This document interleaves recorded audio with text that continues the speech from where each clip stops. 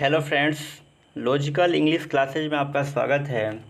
इस क्लास में हम लोग देखने वाले हैं वर्ग 10 का हम लोग हिंदी बुक्स देखने वाले हैं। और आज की इस क्लास में हम लोग पढ़ने वाले हैं दूसरा चैप्टर। हम लोग देखेंगे 20 के दांत।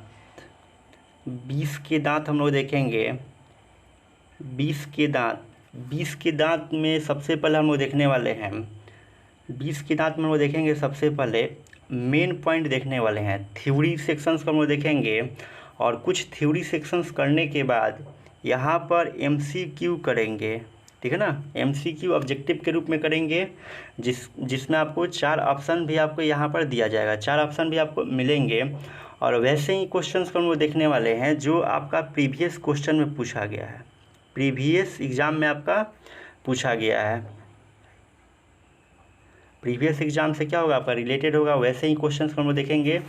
इसलिए आप लास्ट तक बने रहिएगा, क्योंकि हम लोग सबसे पहले थ्योरी सेक्शंस को करेंगे ताकि आपको अंदाज़ा लगे कि कैसा कैसा क्वेश्चन बन सकता है आपके एग्ज़ाम में। उसके बाद हम लोग देखने वाले हैं एमसीक्यू और लास्ट में आप लोग अपना स्कोर ज़रूर बताइएगा कि आपका कितना सही हुआ।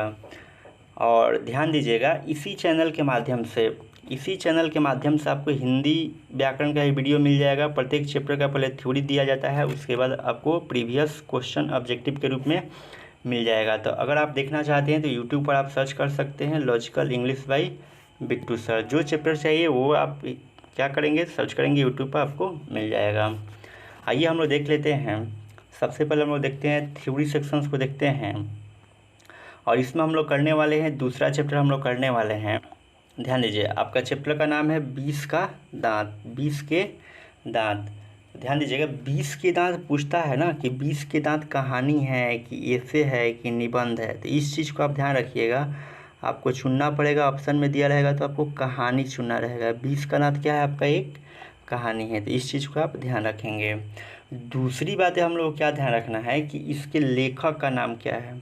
तो ध्यान रखिएगा, इसके लेखक का नाम जो है नलिन बिलोचन शर्मा। नलिन बिलोचन शर्मा कैसे आप याद रखेंगे, देखिएगा ना, जहाँ नलिन बिलोचन शर्मा, अगर नलिन में से अगर न हटाते हैं तो लगभग नाली बन जाएगा। क्या बन जाएगा, नाली बन जाएगा। और नाली में ही क्या रहते हैं, गंदे चीज़, जितने भी छोटे छोटे कीड़े मकोड़े होते हैं नाली में रहते हैं और अपने अपने शरीर का विष कहाँ निकालते हैं, नाली में ही निकालते हैं। तो याद रहेगा कि नाली से क्या हो जाएगा, नलिन बिलोचन शर्मा। 20 कहाँ निकालते थे, छोटे मोटे कीड़े मकोड़े, तो नाली में। तो 20 के दांत कहानी के लेखक का नाम क्या हो जाएगा, आपका नलिन बिलोचन शर्मा। इस तरीके से आप याद रख सकते हैं।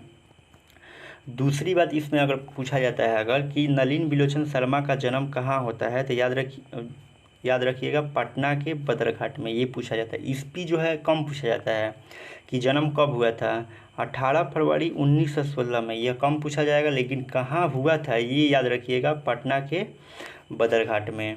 और इनके मृत्यु की अगर बात किया जाए कि मृत्यु कहाँ हुआ था, मृत्यु की बात किया जाए तो 12 सितंबर 1961 में इनकी क्या हुई थी, मृत्यु हुई थी। आइए हम देखते हैं, अन्य तथ्य भी देख लेते हैं। ध्यान दीजिएगा, नलिन बिलोचन शर्मा जो थे पटना विश्वविद्यालय के हिंदी विभाग के अध्यक्ष 1959 में बने थे। तो आपसे कह सकता है कि पटना विश्वविद्यालय के हिंदी विभाग के अध्यक्ष कौन थे, तो याद रखिएगा नलिन बिलोचन शर्मा थे। नलिन बिलोचन शर्मा पटना विश्वविद्यालय क्या थे, अध्यक्ष थे। और कब बने थे जी, 1959 ईस्वी में। आप केवल याद रखिएगा कि पटना विश्वविद्यालय के हिंदी विभाग के अध्यक्ष कौन थे, नलिन बिलोचन शर्मा। नलिन बिलोचन शर्मा अध्यक्ष कब बने थे, 1959 ईस्वी में। आइए देखते हैं हम लोग दूसरा पॉइंट इसमें देखते हैं। अब देखिएगा, नलिन बिलोचन शर्मा की कुछ जो है रचनाएं हैं, कौन कौन सी ये पुस्तक रचे हुए हैं, कौन कौन सी रचना इनका है, इस चीज़ को देखते हैं। पहला जो है दृष्टिकोण, ये पूछा जाता है। देखिए, लिखने के लिए तो बहुत सारा चीज़ लिखे हैं, लेकिन यहाँ पर वही पुस्तक का नाम लिखे हैं जो आपके एग्जाम से रिलेटेड होगा। देखिए, नलिन बिलोचन शर्मा जो पहला लिखे हुए हैं दृष्टिकोण, दूसरा लिखे हुए हैं साहित्य का दर्शन, ये पूछा जाता है। ठीक है ना, साहित्य का दर्शन याद कर लीजिएगा, नलिन बिलोचन शर्मा के द्वारा लिखा गया है। अगला जो है मानदंड, ये भी पुस्तक किसके द्वारा लिखा गया है, आपके नलिन बिलोचन शर्मा के द्वारा ही लिखा गया है। तो नलिन बिलोचन शर्मा की 3 पुस्तक याद रखना है। पहला जो होगा दृष्टिकोण, दूसरा आपको क्या याद रखना है, साहित्य का दर्शन, और तीसरा याद रखना है मानदंड। आइए हम लोग और भी कुछ तथ्य जानते हैं। ध्यान दीजिएगा, शब्द निधि से भी आपका सवाल अब पूछा जाने लगा है। शब्द निधि से भी सवाल पूछा जाने लगा है। देखिए, निधि का मतलब होता है खजाना, भंडार। तो जब भी निधि का प्रवाची शब्द आए तो भंडार हो जाएगा, ठीक है ना। इस चीज़ को ध्यान रखिएगा। आइए हम लोग ध्यान देते हैं, बरसाती का मतलब क्या हो जाएगा, पोर्टिको। ये ऐसे लिखा गया, देखिएगा, पोर्टिको। बरसाती का मतलब होता है पोर्टिको। इस चीज़ को याद रखिएगा, क्योंकि यहाँ से आपको दो फायदा होने वाला है। एक तो आपका पर्यायवाची शब्द में काम कर जाएगा, और एक हिंदी बुक से अगर ऑब्जेक्टिव बनाता है तो यहाँ से भी आपका काम चल जाएगा। तो दो चीज़ क्लियर हो जाएगा। देखिए, नाज, नाज का मतलब होता है गर्व या गुमान। तो इस चीज़ को ध्यान रखिएगा, नाज का मतलब क्या हो जाएगा, गर्व या गुमान। अगला है तहजीब का मतलब क्या होता है, सभ्यता होता है। क्या होता है, सभ्यता। ये तो पूछा गया है आपके एग्जाम में कि सोफर का मतलब क्या होता है, सोफर किसे बोला गया है। तो याद रखिएगा, ड्राइवर को सोफर बोला गया है। जो 20 का दांत है ना, तो उसमें का जो ड्राइवर है उसको क्या बोला गया है, सोफर बोला गया है। ये भी क्वेश्चन पूछा गया है कि सामत किसे बोला गया है, सामत। तो सामत का मतलब क्या होता है, दुर्भाग्य। कहता है कि सामत का अर्थ क्या हो जाएगा, तो दुर्भाग्य। ये वाला तो एकदम पूछा हुआ है, अभी हम कराने वाले हैं क्वेश्चन, तो आपको दिखाएंगे वहाँ पर कि सोफर का मतलब क्या होता है, ड्राइवर होता है।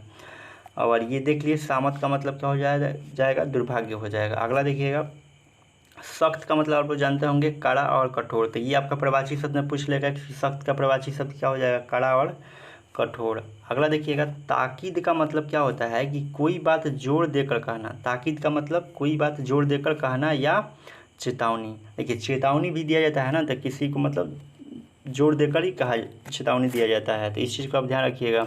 अगला है खोखा खोखी। तो यहाँ पे एक क्वेश्चन पूछा हुआ है आपका ऑब्जेक्टिव में, क्वेश्चन पूछा हुआ है, खोखा खोखी जो है किस भाषा का शब्द है, तो बांग्ला भाषा का शब्द है। ये क्वेश्चन पूछा हुआ है, अभी हम कराएंगे ऑब्जेक्टिव तो आपको पता लगेगा, इसलिए ध्यान से देखिए। खोखा खोखी जो है किस भाषा का शब्द है, बांग्ला भाषा का शब्द है। और खोखा खोखी किसे कहा गया है, तो जो छोटे छोटे बच्चे होते हैं ना, उनको खोखा खोखी बोला गया है। तो इस चीज़ को आप ध्यान रखिएगा। आगे देखिएगा, आगे जो है फटकना। फटकना मतलब होता है निकट आना, फटकना का अर्थ निकट आना होता है। अगला देखिए, तमीज का मतलब क्या हो जाएगा, विवेक, बुद्धि, शिष्टता। तो ये चीज़ पूछा हुआ है, अब प्रवाची में पूछा हुआ है कि विवेक का प्रवाची शब्द क्या हो जाएगा। तो विवेक का प्रवाची शब्द क्या हो जाएगा आपका, तमीज हो जाएगा, बुद्धि हो जाएगा, शिष्टता हो जाएगा। तो इसको आप ध्यान रखिएगा। आगे देखिएगा, तालीम का मतलब होता है शिक्षा। ये भी प्रवाची शब्द में आपको मिल जाएगा। तालीम का अर्थ क्या होता है, शिक्षा। अगला है सोसाइटी। सोसाइटी का मतलब होता है ना शिष्ट समाज। क्या हो जाएगा, शिष्ट समाज या भद्रलोक भी उसको बोलते हैं, शिष्ट समाज या भद्रलोक। अगला देखिएगा, रस का मतलब होता है ना ईर्ष्या होता है। तो ये प्रवाची शब्द में आपका काम कर जाएगा। रस का मतलब क्या होता है, ईर्ष्या होता है। ये भी इम्पोर्टेंट है। ताल्लुक का मतलब क्या हो जाएगा, संबंध। किससे ताल्लुक है, यानी किससे आपका क्या है, संबंध है। अगला देखिएगा, हकीकत का मतलब होता है सच्चाई। क्या हकीकत है, क्या सच्चाई है, क्या वास्तविकता है। ये प्रवाची शब्द में आपका काम करने वाला है। अगला देखिएगा, आविर्भाव का मतलब होता है उत्पत्ति या प्रकट होना। देखिए, ये जितने शब्द निधि हम करा रहे हैं ना, यहाँ से आपको 3 तरीके से फ़ायदा है। एक तो बुक्स पढ़िएगा तो वहाँ से बुक्स पढ़ने में, अर्थ समझने में बिल्कुल कठिनाई नहीं होगी। दूसरा क्या है कि यहाँ से ऑब्जेक्टिव क्वेश्चन बना कर दे देता है। और तीसरा आपका प्रवाची शब्द में हेल्पफुल हो जाएगा। तो इस चीज़ को आप ध्यान रखिएगा। आविर्भाव का मतलब क्या हो जाएगा, उत्पत्ति या प्रकट होना। अगला देखिएगा, दुर्ललित का मतलब होता है कि दुलार प्यार पाकर कोई बच्चा नहीं बिगड़ जाता है, तो उसी को हम लोग क्या बोलते हैं, दुर्ललित बोलते हैं। इस चीज़ को ध्यान रखिएगा। और ट्रेंड का मतलब होता है प्रशिक्षित। ट्रेंड का मतलब क्या होता है, प्रशिक्षित होता है। दूरदेंसी का मतलब होता है समझदारी। दूरदर्शिता को ही क्या बोलते हैं, दूरदेंसी बोलते हैं। अगला है फरमाना। फरमाना का मतलब होता है आग्रहपूर्वक कहना। लोग बोलते नहीं कि फरमाइए, क्या कहना चाहते हैं, यानी कि कहिए कि आग्रहपूर्वक कहना। फरमाना का मतलब क्या हो जाएगा, आग्रहपूर्वक कहना। अगला देख लीजिएगा, आपका है फिजूल। फिजूल का मतलब क्या होता है, फालतू होता है, व्यर्थ होता है। फिजूल का मतलब फालतू और क्या हो जाएगा, व्यर्थ। आप इस सेशन में लास्ट तक बने रहिए, आपको बहुत सारी चीज़ें मिलने वाली है, ठीक है ना। आइए हम लोग देखते हैं और भी कुछ शब्द हैं, उसको हम लोग देख लेते हैं, उसके बाद हम लोग खुद ऑब्जेक्टिव क्वेश्चन करेंगे। देखिए ये भी पूछा हुआ है, ऑब्जेक्टिव बना के पूछा हुआ है कि वाकिफ का मतलब क्या होता है। तो वाकिफ का मतलब क्या हो जाएगा आपका, परिचित होता है। वाकिफ का मतलब क्या होता है, परिचित। परिचित। आप इस चीज़ से वाकिफ़ हैं क्या, 20 के दांत से वाकिफ़ हैं, यानी क्या है, परिचित हैं। ठीक है ना। तो वाकिफ़ का मतलब क्या हो जाएगा आपका, परिचित हो जाएगा। वाक्या का मतलब होता है घटना, वाक्या का मतलब घटना। हैसियत का मतलब क्या हो जाएगा, औकात या प्रतिष्ठा या स्तर। आपका क्या हैसियत है, क्या औकात है, तो हैसियत का मतलब क्या हो जाएगा, औकात। अखबार नवीस, अखबार नवीस का मतलब क्या होता है, पत्रकार। तो इस चीज़ को ध्यान रखिएगा। आपका अखबार नवीस का मतलब क्या हो जाएगा, पत्रकार हो जाएगा। अगला है प्रच्छन्न का मतलब होता है छिपा हुआ या अप्रकट। प्रच्छन्न का मतलब छिपा हुआ या अप्रकट हो जाएगा। अगला देख लीजिएगा, अदब का मतलब होता है सभ्यता या शिष्टता। हिकमत का मतलब होता है योग्यता।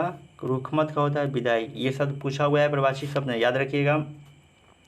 रुखसत क्या है, रुखसत। रुखसत और विदाई जो है एक दूसरे का प्रवासी शब्द है, याद रखिएगा। आपको देता है कि विदाई का प्रवासी शब्द, तो रुखसत हो जाएगा, इस चीज़ को ध्यान रखिएगा। बेलौम का मतलब होता है निस्वार्थ। बेलौम का मतलब क्या हो जाएगा, निस्वार्थ हो जाएगा।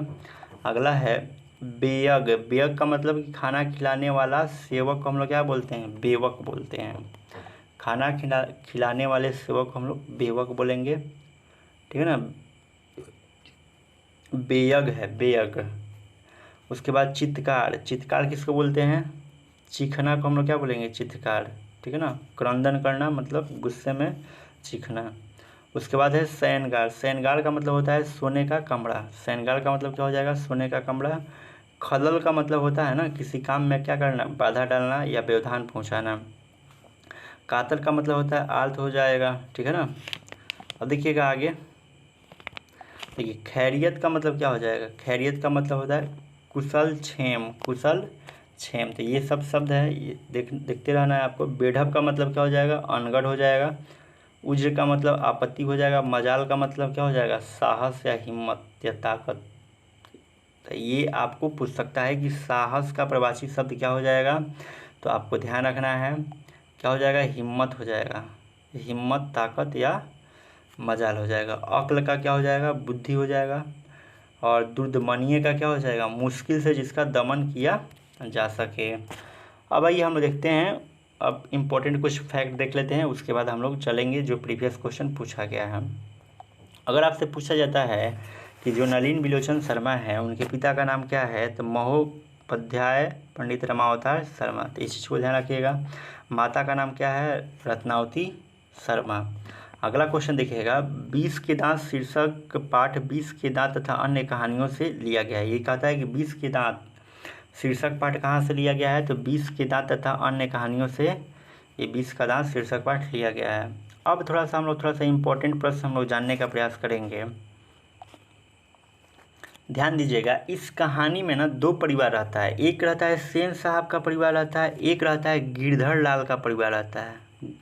गिरधर लाल का क्या रहता है, परिवार रहता है। ठीक है ना। इसी से पॉइंट जो होता है ना आपका रिलेटेड पॉइंट है, एक सेन साहब का परिवार और एक गिरधर लाल के परिवार से जो जो भी क्वेश्चन मतलब इंपॉर्टेंट बन सकता है, सबसे पहले थ्योरी में देख लीजिए, उसके बाद आपको हम क्वेश्चन आंसर कराते हैं। अब देखिएगा थोड़ा सा, देखिए सेन साहब के पास ना एक कार है। क्या है, एक कार है। और ये कार इतनी मतलब चमक रही है ना, इतनी इतनी चमक धमक है कि सेन साहब को अपने कार पर क्या है, नाज है, या बोल सकते हैं गर्व है। और इस कार का रंग अगर पूछा जाता है तो काले रंग की है। और इस गाड़ी की दाम कितना है, 7500 रुपये, 7500 रुपये। तो ये भी पूछा हुआ है, कार का रंग कैसा है, काले रंग का, और 7500 रुपये क्या है इसका दाम है। अब पूछेगा कि सेन साहब के परिवार में कुल संतानें कितनी हैं, 6 संतानें हैं, एक लड़का है। कुल 6 संतानें हैं, उसमें से क्या है, एक लड़का है जिसका नाम क्या है, खोखा। खोखा को हम लोग क्या बोलते हैं, कासू भी हम लोग बोलते हैं। ठीक है ना।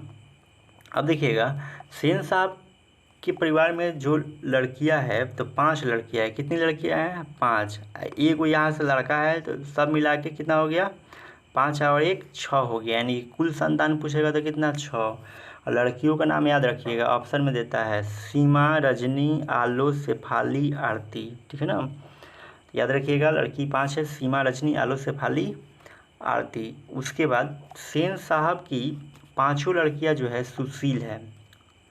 सेन साहब की 5 लड़कियां सुशील है। सुशील को यहाँ बोलेंगे बिल्कुल कठपुतली के समान है, बिल्कुल कठपुतली के समान है, यानी कि घर के नियमों को पालन करती है। घर के नियम, जो भी घर के नियम बनाए गए थे उसका क्या करती है, ये पालन करती है, ठीक है ना। इसलिए इसको कठपुतली के समान बोला गया है। थोड़ा सा भी मतलब जो नियम बनाए गए हैं उसके खिलाफ ये नहीं जाती हैं।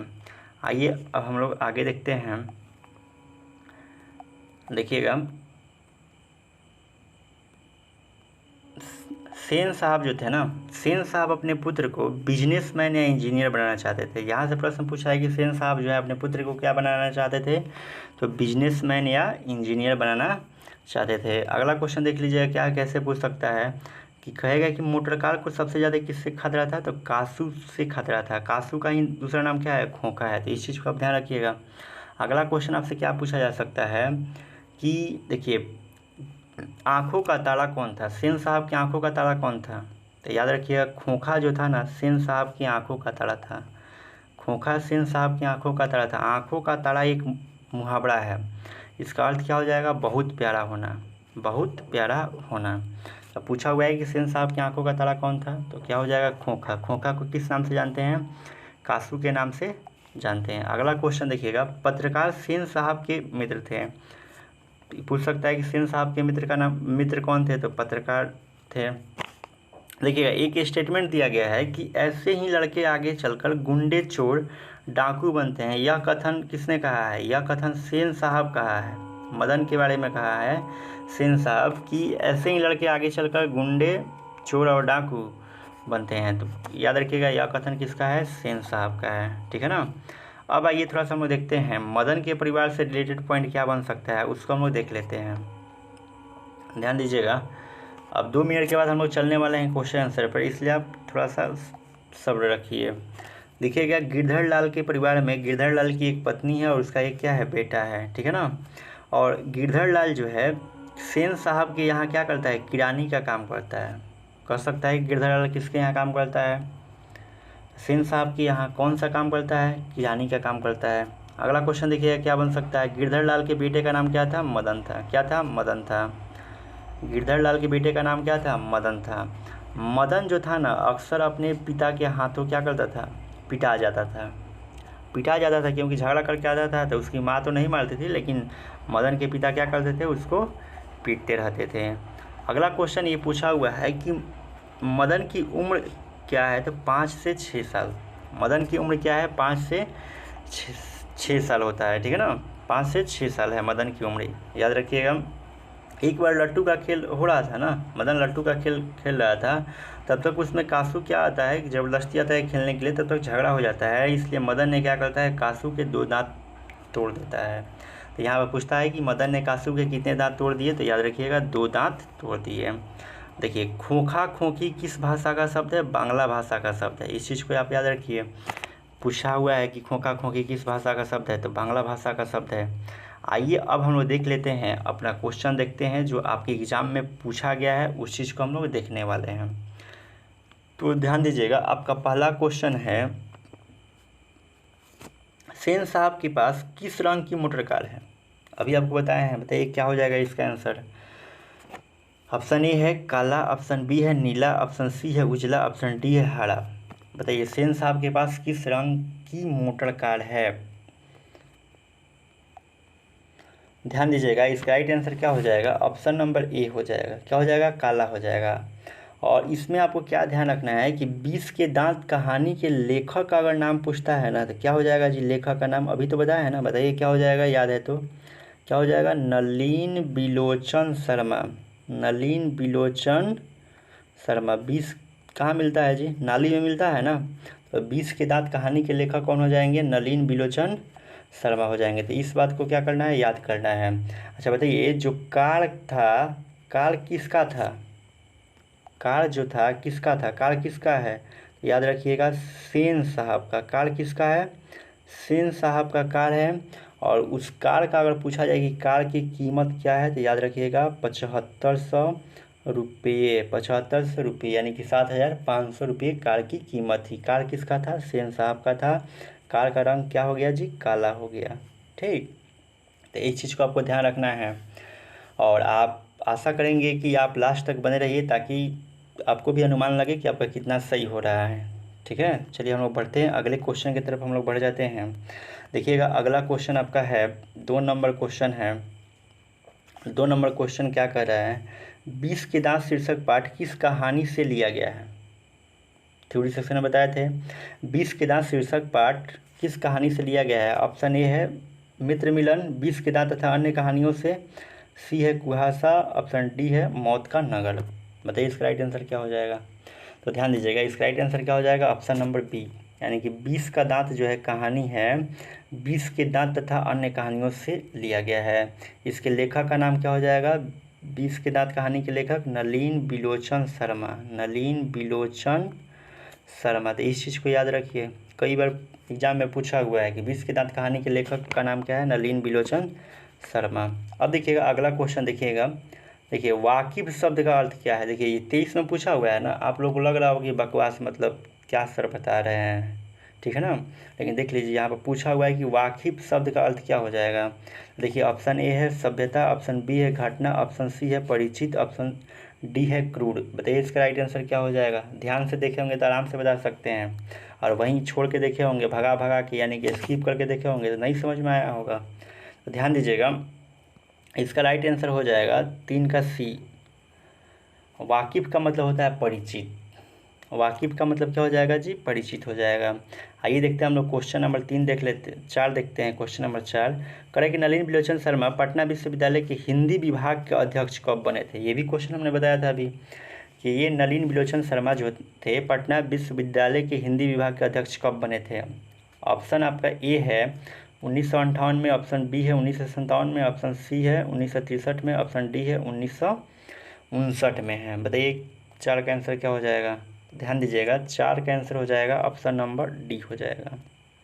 यानी कि जो नलिन बिलोचन शर्मा थे ना, पटना विश्वविद्यालय के हिंदी विभाग के अध्यक्ष बने थे 1959 में। कब बने थे? 1959 में बने थे। कार किसकी थी? सेन साहब की कार थी। ठीक, आइए हम लोग देखते हैं अगला क्वेश्चन। हम लोग देखते हैं तो ये 5वां क्वेश्चन आपका क्या है? 5 नंबर क्वेश्चन कह रहा है कि आलोचकों के अनुसार प्रयोगवाद का वास्तविक परिणाम किसके कविताओं से हुआ है? कह रहे हैं कि आलोचकों के अनुसार प्रयोगवाद का वास्तविक परिणाम किसके कविताओं से हुआ है? देखिएगा ऑप्शन, देखिएगा पहला ऑप्शन इसमें क्या है? पहला ऑप्शन ए है नलिन बिलोचन के कविता से, ऑप्शन बी है रामधारी सिंह के कविता से, ऑप्शन सी है बद्री नारायण के कविता से, ऑप्शन डी है सुमित्रानंद पंत के कविता से। बताइए इसका राइट आंसर क्या हो जाएगा 5 का? तो ध्यान दीजिएगा, ये थोड़ा सा नया क्वेश्चन लग रहा है, बता देते हैं। देखिए हालांकि ये 20 के दांत कहानी से ही है, तो कहने का मतलब है, क्वेश्चन का है कि आलोचकों के अनुसार प्रयोगवाद का वास्तविक परिणाम किसके कविताओं से हुआ है? तो जाहिर सी बात है कि नलिन बिलोचन शर्मा के कविता से ही हुआ है, ये हो जाएगा। ठीक है ना, नलिन बिलोचन शर्मा के कविताओं से ही प्रयोगवाद का वास्तविक परिणाम हुआ है। तो इस चीज़ को आप ध्यान रखिएगा। अब देखिए अगला क्वेश्चन देख लीजिए, क्वेश्चन नंबर 6 करेक्ट। नलिन बिलोचन शर्मा की कहानियों में किसके तत्व समग्रता से उभर कर आए हैं? नलिन बिलोचन शर्मा की कहानियों में किसके तत्व समग्रता से उभर के आए हैं? ऑप्शन ए है राजनीतिकता का, ऑप्शन बी है मनोवैज्ञानिकता का, ऑप्शन सी है सामाजिकता का, ऑप्शन डी है इनमें से सभी। बताइए 6 का आंसर क्या हो जाएगा? ध्यान रखिएगा 6 के लिए मनोवैज्ञानिकता का क्या हो जाएगा? मनोवैज्ञानिकता का, यानी कि नलिन बिलोचन शर्मा का जो कहानी है मनोवैज्ञानिकता के समग्र से उभर कर आया हुआ है। इस चीज़ को ध्यान रखिएगा। अगला क्वेश्चन हम देखते हैं, क्वेश्चन नंबर अगला हम देखेंगे 7 नंबर देखने वाले हैं। ठीक है ना, थोड़ा सा ध्यान दीजिएगा। यहाँ पर हम लोग 6 नंबर तक कर लिए, अब हम लोग देखने वाले हैं 7वां क्वेश्चन देखने वाले हैं। और 7 नंबर देखिएगा क्या है? देखिए 7 नंबर कह रहा है कि 20 के दांत कहानी किस वर्ग के अंतर्विरोधों को उजागर करती है? 20 का जो दांत कहानी है किस वर्ग के अंतर्विरोधों को दिखाती है? ऑप्शन ए है आपका निम्न वर्ग का, ऑप्शन बी है उच्च वर्ग का, ऑप्शन सी है मध्यम वर्ग का, ऑप्शन डी है व्यापारी वर्ग का। बताइए 7 का आंसर क्या हो जाएगा। तो ध्यान दीजिएगा 20 का कहानी जो है ना आपका एक मध्यम वर्गीय परिवार से लिया गया है, इसलिए आपका ऑप्शन क्या हो जाएगा, ऑप्शन नंबर सी हो जाएगा। अगला क्वेश्चन देखिएगा 8 नंबर, देखिए खोखा खोखी किस भाषा का शब्द है। ये देखिए शब्द निधि में भी था और थ्योरी सेक्शन में बताए थे और यहाँ पर भी क्वेश्चन आ गया। बताइए खोखा खोखी शब्द किस भाषा का शब्द है। ऑप्शन ए है तमिल का, ऑप्शन बी है भोजपुरी का, ऑप्शन सी है बांग्ला का, ऑप्शन डी है हिंदी का। बताइए इसका राइट आंसर क्या हो जाएगा। तो ध्यान दीजिएगा खोखा खोखी जो है बांग्ला भाषा का शब्द है। किस भाषा का शब्द है, बांग्ला भाषा का शब्द है। अगला क्वेश्चन देखिएगा, अगला क्वेश्चन जो है क्वेश्चन नंबर 9 है। कह रहा है कि सेन साहब की कितनी लड़कियां थी। कुल जो थे 6 संतान थे। कुल कितने संतान थे, 6 संतान थे। उसमें से आपको बताना है कितनी लड़कियां थी। ऑप्शन ए है 3, ऑप्शन बी है 6, ऑप्शन सी है 5, ऑप्शन डी है 4। बताइए इसका राइट आंसर क्या हो जाएगा। तो ध्यान दीजिएगा सेन साहब की कुल अगर लड़की की बात किया जा रहा है तो कुल लड़की कितनी थी, 5 थी। कितनी थी, 5 थी और एक ही क्या था, पुत्र था। तो इस चीज़ को आप क्या रखना है, ध्यान रखना है कि सेन साहब की पुत्रियों की संख्या कितनी थी, 5 थी। ठीक है, इस चीज़ को ध्यान रखिएगा। और एक पुत्र था जिसका नाम क्या था, खोखा था। खोखा को किस नाम से हम लोग जानते हैं, कासू के नाम से जानते हैं। और देखिए थोड़ा सा बीच बीच में आप लोग कमेंट भी करते रहिए कि आप लोग को ये सेशन मतलब कैसा लग रहा है। और मेरे आंसर देने के पहले आप लोग अपने मन में सोचिए कि इसका क्या आंसर हो सकता है और काउंटिंग भी करते चलिए, क्योंकि आपको लास्ट में कमेंट सेक्शन में बताना है कि आपका कितना क्वेश्चन जो हुआ सही हुआ है। ठीक है ना। और अभी तक जो लाइक का बटन आप लोग नहीं दबाए हैं कृपया करके एक तो लाइक बनता ही है अगर आप सही तरीके से आप समझ रहे होंगे तो। चलिए हम लोग बढ़ते हैं अगले क्वेश्चन की तरफ बढ़ते हैं और बहुत ही इम्पोर्टेंट देखिएगा। कह रहा है 10 नंबर कि सोफर शब्द का अर्थ क्या है। देखिए शब्द निधि में हम बताए थे आपको सोफर शब्द का अर्थ, तो आपको बताना है। ऑप्शन ए है सभ्यता है, ऑप्शन बी है संबंध है, ऑप्शन सी है निर्ममता है, ऑप्शन डी है ड्राइवर है। तो बताइए सोफर शब्द का क्या हो जाएगा अर्थ।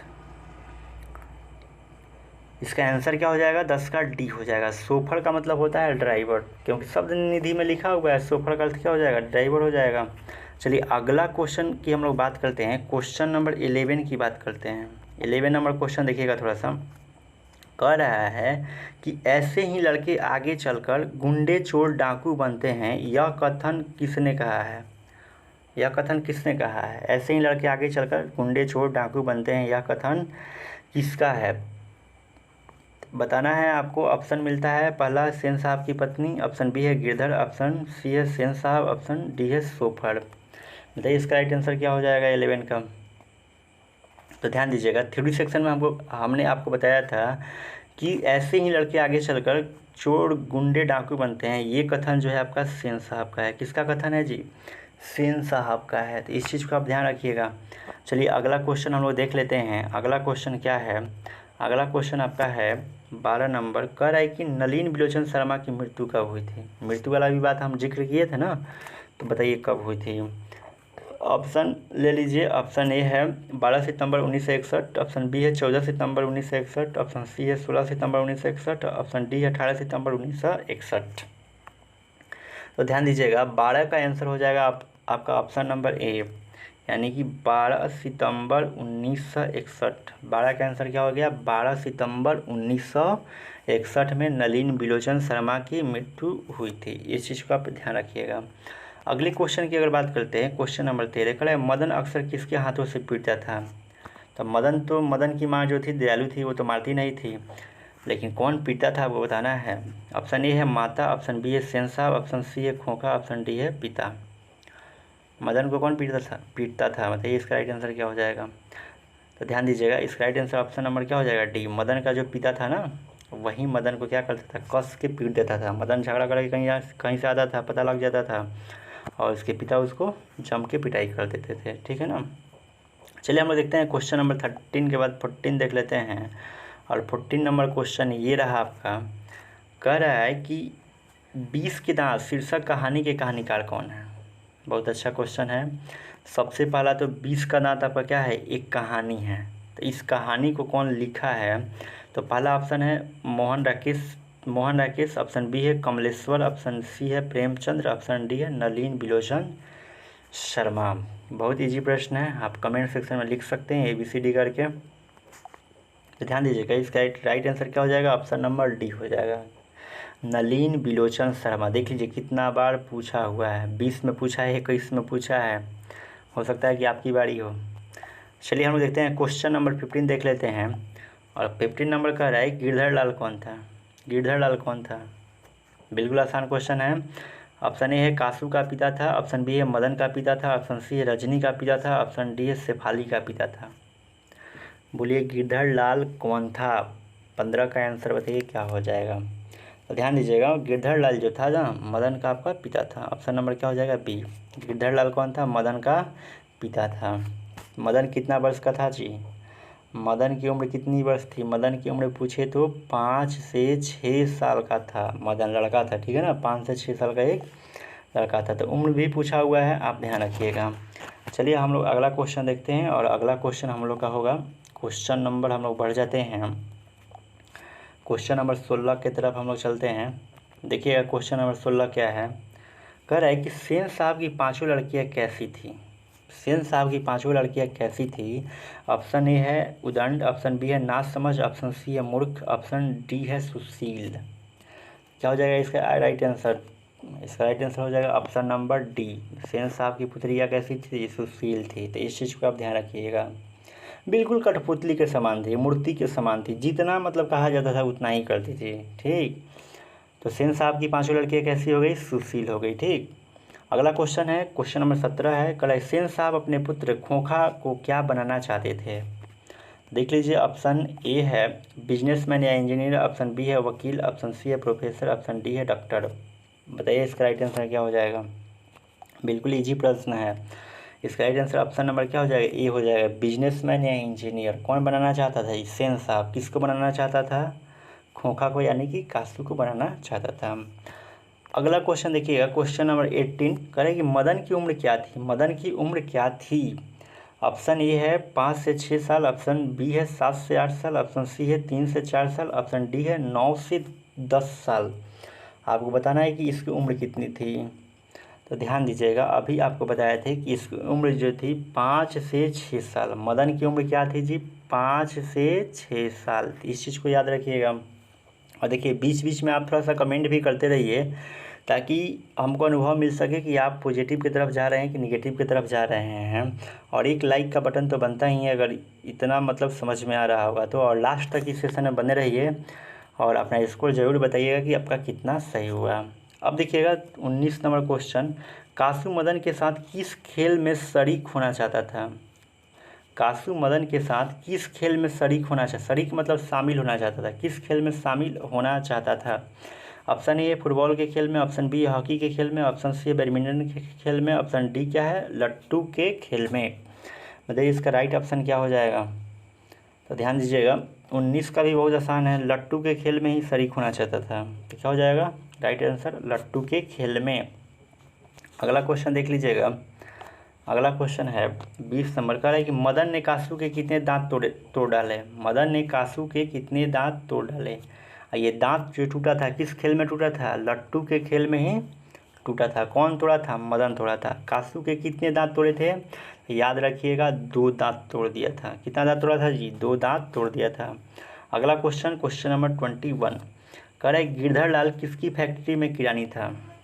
गिरधर लाल किसकी फैक्ट्री में किरानी था। ऑप्शन ए है मुखर्जी साहब की फैक्ट्री में, ऑप्शन बी है सिंह साहब की फैक्ट्री में, ऑप्शन सी है पत्रकार महोदय की फैक्ट्री में, ऑप्शन डी है सेन साहब की फैक्ट्री में। बताइए किसके यहाँ मदन के पिताजी काम करते थे, गिरधर लाल। तो ध्यान दीजिएगा 21 का राइट आंसर हो जाएगा ऑप्शन नंबर क्या हो जाएगा, डी हो जाएगा, सेन साहब की फैक्ट्री में। सेन साहब की फैक्ट्री में काम करते थे। आइए देखते हैं अगला क्वेश्चन हम लोग देख लेते हैं। क्वेश्चन नंबर अब होगा हम लोग का 22। कह रहा है कि सेन साहब किसके व्यंग्य से ऐंठ कर रह गया। सेन साहब किसके व्यंग्य से ऐंठ कर रह गया। आपको ऑप्शन मिलता है, ये नंबर पत्रकार महोदय के व्यंग्य से, ऑप्शन बी मुखर्जी साहब के व्यंग्य से, ऑप्शन सी है सिंह साहब के व्यंग्य से, ऑप्शन डी है गिरधर लाल के व्यंग्य से। बताइए 22 का आंसर क्या हो जाएगा। तो ध्यान दीजिएगा, जो पत्रकार महोदय थे ना, उन्हीं के व्यंग्य से ये थोड़ा सा नाराज हो जाते थे। कौन, सेन साहब। तो ध्यान रखिएगा पत्रकार महोदय के व्यंग से। आपका राइट आंसर क्या हो जाएगा? ऑप्शन नंबर ए हो जाएगा। अगला क्वेश्चन देखिएगा, अगर पूछता है आपसे मदन किसका पुत्र था? ऑप्शन ए है सेन साहब का, ऑप्शन बी है गिरधर का, ऑप्शन सी है सोफर का, ऑप्शन सी है सिंह साहब का। यहाँ होना चाहिए सेन साहब, लेकिन लिखा है सिंह साहब, कोई दिक्कत नहीं है। बताइए मदन किसका पुत्र था? तो मदन जो था ना गिरधर का पुत्र था। मदन क्या था? गिरधर का पुत्र था। अगर मदन की आयु पूछा जाए तो कितना हो जाएगा? 5 से 6 साल। मदन ने कासू के कितने दांत तोड़े थे? कितना दांत तोड़ा था जी? 2 दांत तोड़ा था। किस खेल में तोड़ा था? लट्टू वाले खेल में तोड़ा था। इस चीज़ को ध्यान रखिएगा, ठीक है।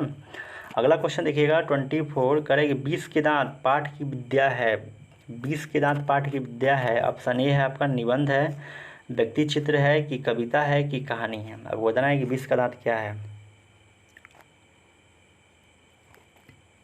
ध्यान दीजिएगा, अभी तो आपको बताया ना कि 20 का दांत जो है नलिन बिलोचन शर्मा के द्वारा लिखा गया है, और 20 का दांत जो है आपका क्या है? कहानी है। क्या है? कहानी है। देखिए कितना बार, 3-4 बार पूछा है ना जी, 2 बार पूछा है, हो सकता है कि तीसरा आपकी ही बारी हो, इसलिए चीज़ों को ध्यान से देखिए। और कहीं पर भी डाउट हो ना तो आप कमेंट सेक्शन में ज़रूर लिखिए, ताकि उसको हम भी सुधार कर सकें। और आपको ये सेशन कैसा लग रहा होगा तो इसकी जानकारी मुझे भी होनी चाहिए, तो आप कमेंट सेक्शन में कमेंट करके ज़रूर बताएंगे।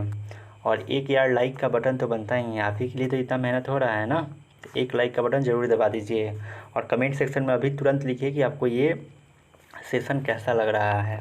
और अभी तक इस चैनल पर जो भी न्यू बच्चे हैं अभी तक चैनल को सब्सक्राइब नहीं किए हैं तो चैनल को सब्सक्राइब कर ले, क्योंकि आपको बहुत सारा वीडियो इस पर मिलने वाला है जो प्रीवियस क्वेश्चन से क्या रहेगा? रिलेटेड रहेगा, हिंदी का, इंग्लिश का, बायोलॉजी का, ठीक है ना। और भी आगे मिलेगा, आप लोग कमेंट सेक्शन में केवल लिखिए ना, उसके बाद देखिए ना हम कैसे प्रीवियस क्वेश्चन बनाते हैं, और वही क्वेश्चन बनाया जाएगा जो आपके एग्ज़ाम से क्या होगा? रिलेटेड होगा। चलिए हम लोग देखते हैं क्वेश्चन नंबर 25।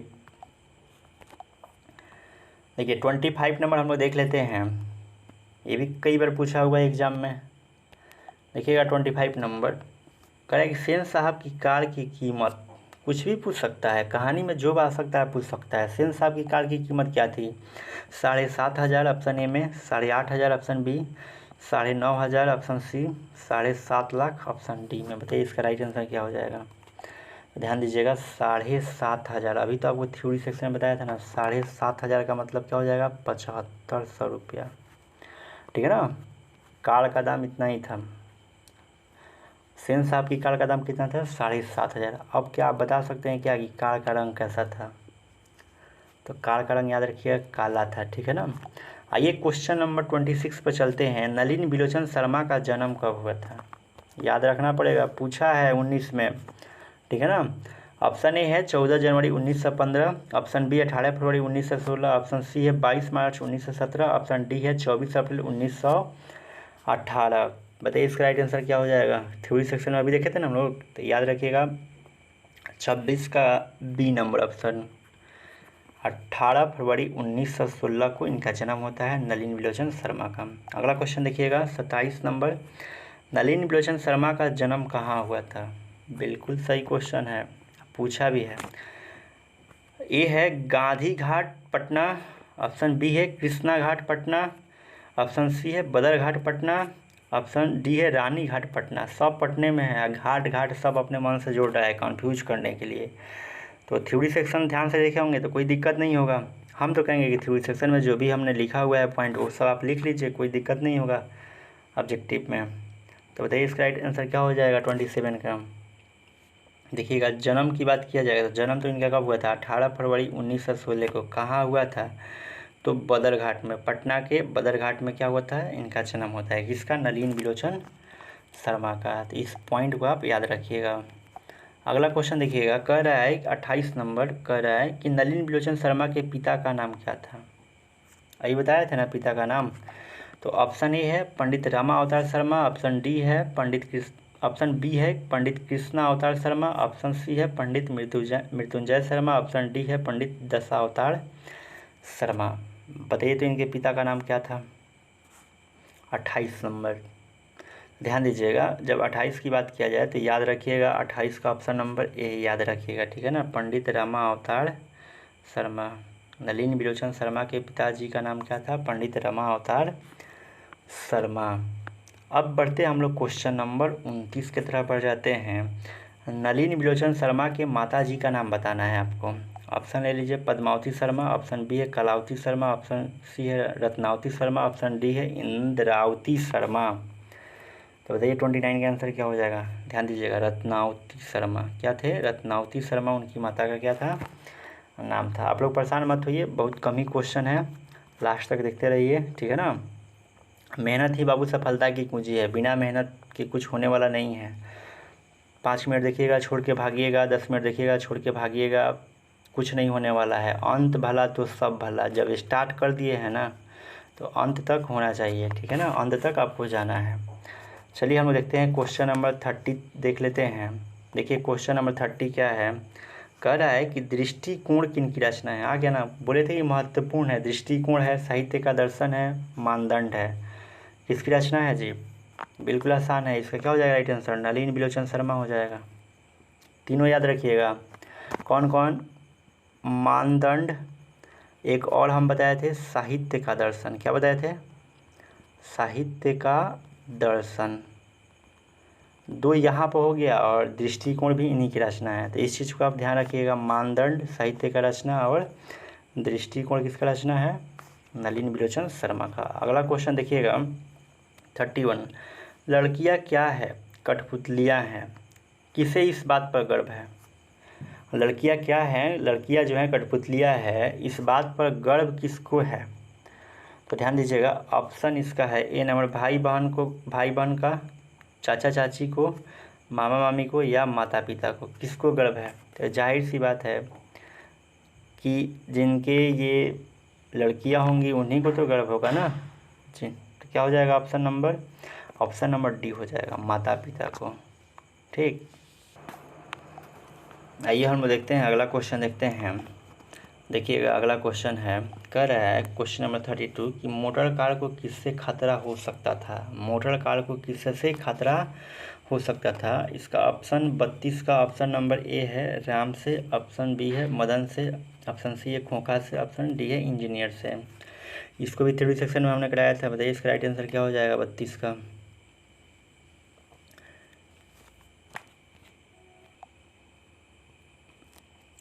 ध्यान रखिएगा, ऑप्शन नंबर सी यानी कि खोखा। खोखा को और किस नाम से हम लोग जानते हैं, तो कासू के हम लोग नाम से जानते हैं, इस चीज़ को याद रखिए। खोखा को किस नाम से, कासू के नाम से। मोटर कार को किससे खतरा था जी, खोखा से यानी कि कासू से खतरा था। बात स्पष्ट है ना। तो चलिए अगला क्वेश्चन हम लोग देख लेते हैं। क्वेश्चन नंबर हम लोग का होगा 33। क्वेश्चन नंबर कितना होगा हम लोग का 33। देखिए 33 नंबर, देखिए सब क्वेश्चन पूछा गया है, इसलिए आप लोग बन रहिए लास्ट तक। कह रहा है कि सेन साहब की आंखों का तारा कौन था। ऑप्शन ए है कार था, ऑप्शन बी है खोखा था, ऑप्शन सी है खोखी, ऑप्शन डी है उपयुक्त सभी। तो ध्यान दीजिएगा, इसका राइट आंसर क्या हो जाएगा, खोखा। चलिए एक प्रश्न आपके लिए, आंखों का तारा मुहावरा का अर्थ क्या हो जाएगा। आंखों का तारा मुहावरा का अर्थ क्या हो जाएगा, बहुत प्यारा। क्या होगा, बहुत प्यारा। ये पूछा हुआ है, मुहावरा ये पूछा हुआ है कि आंखों के तारा मुहावरा का अर्थ क्या हो जाएगा, बहुत प्यारा। तो इस चीज़ को आप याद रखिएगा। आगे देखिएगा 34 नंबर, खोखा के दांत किसने तोड़े थे। ऑप्शन आपको ए है मदन ने, ऑप्शन बी है मदन के दोस्त ने, ऑप्शन सी है सेन साहब ने, ऑप्शन डी है गिरधर ने। बताइए खोखा के दांत किसने तोड़े थे। तो क्या हो जाएगा, ऑप्शन नंबर ए हो जाएगा मदन ने। खोखा के दांत किसने तोड़े थे, मदन ने। कितने दांत तोड़े थे ये भी पूछता है, याद रखिएगा 2 दांत तोड़ा था। मदन कितना दांत तोड़ा था, 2 दांत तोड़ा था। और किस खेल में तोड़ा था, तो लट्टू वाले खेल में तोड़ा था। ये भी क्वेश्चन पूछा हुआ है, ठीक है ना। अब देखिएगा अगले क्वेश्चन की अगर हम लोग बात करते हैं तो ध्यान से देखिए, क्वेश्चन बड़ा है लेकिन है इसमें कुछ नहीं। देखिए क्वेश्चन नंबर 35 कह रहे कि महल और झोंपड़ी वाले की लड़ाई में अक्सर महल वाले ही जीतते हैं, पर उसी हालत में जब दूसरे झोंपड़ी वाले उनकी मदद अपने ही खिलाफ करते हैं। किस पाठ की पंक्ति है, मतलब ये जो लाइन लिया गया है किस पाठ से लिया गया है। तो ऑप्शन ए है बहादुर से, ऑप्शन बी है शिक्षा और संस्कृति से, ऑप्शन सी है मछली से, ऑप्शन डी है विष के दांत से। बताइए इसका राइट आंसर क्या हो जाएगा। ध्यान दीजिएगा, इसका राइट आंसर क्या हो जाएगा, विष के दांत से लिया गया है महल और झोपड़ी वाले की लड़ाई, ठीक है ना। तो याद रखिएगा ऑप्शन नंबर डी विष के दांत। इसके लेखक का नाम क्या है, नलिनी बिलोचन शर्मा। आइए अगला क्वेश्चन देखते हैं हम लोग। अगला क्वेश्चन आपका होगा क्वेश्चन नंबर 36। 5 लड़की थी ना जी, सीमा, रजनी, आलो, शेफाली, आरती, 5 किसकी बहन है। पांचों किसकी बहन है? मदन की, खोखा की, लेखक की, सेन साहब की। बहन पूछा है ना कि किसकी बहन है, तो ध्यान दीजिएगा, पहले आप ही इसका आंसर बताइए 36 का क्या हो जाएगा। तो ध्यान दीजिएगा, ये खोखा की बहन थी। पांचों बहन किसकी थी? खोखा की बहन थी। मदन की तो कोई बहन ही नहीं थी, इसलिए क्या हो जाएगी, ये पांचों किसकी बहन थी? खोखा की बहन थी। अगला क्वेश्चन देखिएगा, अगला क्वेश्चन 37 नंबर। मैं तो खोखा को इंजीनियर बनाने जा रहा हूँ, यह कथन किसका है? मैं तो खोखा को इंजीनियर बनाने जा रहा हूँ, यह कथन किसका है? पहला ऑप्शन सेन साहब का, मिस्टर सिंह का, ऑप्शन सी है गिरधर लाल का, ऑप्शन डी है मुखर्जी साहब का। तो ध्यान दीजिएगा, जिसका पुत्र होगा वही तो बोलेगा ना, जिसका पुत्र होगा वही तो बड़ाई करता है ना। तो याद रखिएगा सेन साहब। सेन साहब बोलते हैं कि मैं तो अपने पुत्र को मैं तो खोखा को इंजीनियर बनाने जा रहा हूँ। कौन कहा है? सेन साहब कहे हैं। अगले क्वेश्चन की बात करते हैं, देखिएगा क्वेश्चन नंबर आपका है 38 नंबर।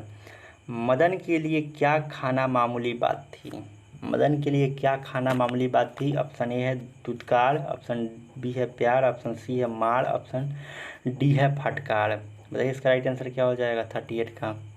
तो ध्यान दीजिएगा, मदन को हमेशा क्या मिलता था? मार मिलता था, यानी उसके पिताजी क्या करते थे? मारते थे, पीटते थे डेली, ठीक है ना। तो ये मामूली हो गया था उसके लिए। आप बीच बीच में थोड़ा सा कमेंट सेक्शन में लिखते रहिए कि आपको ये सेशन कैसा लग रहा है। और 3 से 4 क्वेश्चन होगा, ज़्यादा नहीं, ठीक है ना। अगर ये सेशन आपको अच्छा लग रहा होगा तो कमेंट सेक्शन में ज़रूर कुछ रिप्लाई आपको देना चाहिए, ठीक है ना, ताकि हम भी समझ सकें कि आप पॉजिटिव की तरफ जा रहे हैं कि नेगेटिव की तरफ जा रहे हैं। और मेरा भी हौसला बुलंद होता है जब आप अधिक से अधिक सही करते हैं। तो चलिए सारे क्वेश्चन कर लीजिए, उसके बाद ही कमेंट सेक्शन में बताइएगा।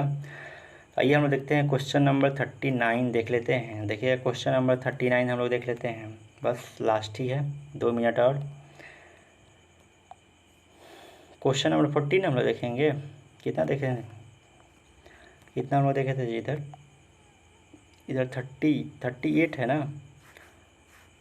38, 39 लग रहा है कट गया है। देखते हैं हम लोग 14 देख लेते हैं। आइए देखिएगा 14 नंबर क्या कह रहा है। कह रहा है 14 नंबर, सेन साहब के मित्र कौन थे? सेन साहब के मित्र कौन थे? ऑप्शन ए है डॉक्टर, ऑप्शन बी है वकील, ऑप्शन सी है पत्रकार, ऑप्शन डी है शिक्षक। बताइए इसका राइट आंसर क्या हो जाएगा। तो ध्यान दीजिएगा, सेन साहब के मित्र की बात किया है ना, तो यहाँ पर पत्रकार हो जाएगा। क्या हो जाएगा? पत्रकार हो जाएगा, क्योंकि डॉक्टर, वकील और शिक्षक की तो बात ही नहीं है 20 के दांत कहानी में। तो क्या हो जाएगा? पत्रकार हो जाएगा, सिंपल सी बात है। अगला क्वेश्चन देखिएगा 41 का, कौओं की जमात में शामिल होने के लिए कौन लग गया? कौओं की जमात में, यानी कि मदन के साथ जो बहुत सारे लड़के वहाँ पर झुंड बनाकर खेल रहे थे ना, उसी को बताया गया, उसी को बोला गया है कौवे की जमात में शामिल होने के लिए कौन लग गया? लट्टू का खेल खेलने के लिए कौन लग गया ना जी? नहीं, ये ऐसा क्वेश्चन नहीं है। देखिए कहे कौवे की जमात में शामिल होने के लिए कौन लग गया। ऑप्शन इसका देख लीजिएगा, ऑप्शन ए है कबूतर, ऑप्शन बी है हंस, ऑप्शन सी है बत्तख, ऑप्शन डी है मछली। आपको बताना है इसका राइट आंसर क्या हो जाएगा। 41 का क्या हो जाएगा? ऑप्शन नंबर बी हो जाएगा। यानी कि कौवों की जमात में शामिल होने के लिए ललक गया, मतलब हंस के जैसा क्या हो गया? ललक गया। कौन? मदन ललक गया। वैसे थोड़ा घुमा फिरा कर बात किया गया है यहाँ पर। तो क्या हो जाएगा? ऑप्शन नंबर आपका ऑप्शन नंबर बी हो जाएगा। 41 का ऑप्शन नंबर क्या हो जाएगा? बी हो जाएगा। अगला क्वेश्चन देख लीजिएगा। अगला क्वेश्चन है 42 नंबर। सेन साहब की मोटर कार थी, सेन साहब की मोटर कार कैसी थी आपको बताना है। तो याद रखिएगा, इनकी मोटर कार थी स्ट्रीमल ईड की थी। मोटर कार कैसी थी? स्ट्रीमल ईड की थी। अगला क्वेश्चन देखिएगा। अगला क्वेश्चन है 43 नंबर। सेन साहब ने किसे खूब फटकार लगाई? डांट फटकार जो है सेन साहब किसे लगाते हैं, यानी कि सेन साहब किसको कस के डांटते हैं? गिरधर लाल को, खोखा को, मदन को, शेफाली को। मतलब ये किसको डांटते हैं? ध्यान रखिएगा, किसको डांटते हैं जी? ध्यान रखिएगा, इसका राइट आंसर क्या हो जाएगा? ऑप्शन नंबर ए, यानी सेन साहब ने डांट फटकार किसको लगाते हैं? गिरधर लाल को लगाते हैं, ठीक है ना। और ये सेन साहब कहते हैं ना कि ऐसे लड़के आगे चल के चोर गुंडे डाकू बनते हैं, ऐसे लड़के आगे चल के चोर गुंडे डाकू बनते हैं। यह कथन किसका है? तो याद रखिएगा सेन साहब का है। ये भी क्वेश्चन पूछा था पीछे। अगला क्वेश्चन हम लोग देखते हैं, क्वेश्चन नंबर 44 हम लोग देख लेते हैं। मात्र 2-3 क्वेश्चन बचा हुआ है। चलिए 44 देखिएगा। किससे मोटर की चमक दमक को कोई खतरा नहीं होता था? किससे मोटर की चमक दमक को कोई खतरा नहीं था? ऑप्शन ए है खोखा से, ऑप्शन बी है मदन से, ऑप्शन सी है पड़ोस के बच्चे से, ऑप्शन डी है सेन साहब की पुत्रियों से। बताइए इसका राइट आंसर क्या हो जाएगा? तो ध्यान दीजिएगा, जो मोटर कार थी वो तो काली थी।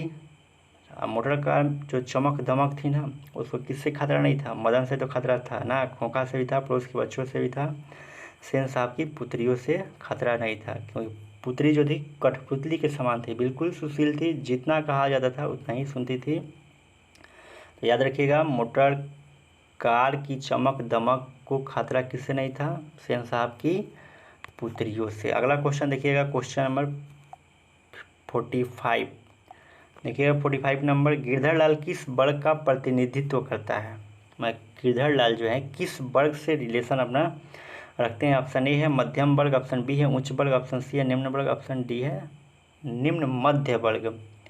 तो ध्यान दीजिएगा, इसका राइट आंसर हो जाएगा ऑप्शन नंबर डी हो जाएगा, यानी कि निम्न मध्य वर्ग से ये रिलेशन रखते हैं, संबंध रखते हैं, इस वर्ग में आते हैं, निम्न मध्य वर्ग में आते हैं। कौन? गिरधर लाल। देखिएगा अगला question 46 number correct. Nalini विलोचन Sharma कथ्य, शिल्प तथा भाषा आदि स्तरों पर अग्राही थे। किसके अग्राही थे? ऑप्शन ए है प्राचीनता के, ऑप्शन बी है भक्ति के, ऑप्शन सी है नवीनता के, ऑप्शन डी है सामाजिकता के। तो ध्यान दीजिएगा, इसका राइट आंसर क्या हो जाएगा? ऑप्शन नंबर सी नवीनता के। किसके थे? नवीनता के। यानी कि नलिनी विलोचन शर्मा कथ्य, शिल्प तथा भाषा आदि स्तर पर किसके अग्राही थे जी? तो क्या हो जाएगा? नवीनता के अग्राही थे। तो आज के लिए इतना ही क्वेश्चन, 46 क्वेश्चन। और आप लोग बताइएगा कि आपका 46 क्वेश्चन में कितना स्कोर रहा, और कमेंट सेक्शन में ज़रूर बताइएगा कि आपको ये सेशन कैसा लगा। और जो बच्चे इस चैनल पर न्यू हैं वो इस चैनल को सब्सक्राइब कर लेंगे, ताकि आपको पल पल का नोटिफिकेशन मिलता रहे। और आप एक कमेंट के द्वारा ज़रूर बताइएगा कि आपको ये सेशन कैसा लगा। Thank you. मिलते हैं अगले क्लास में आपके एक कमेंट के बाद।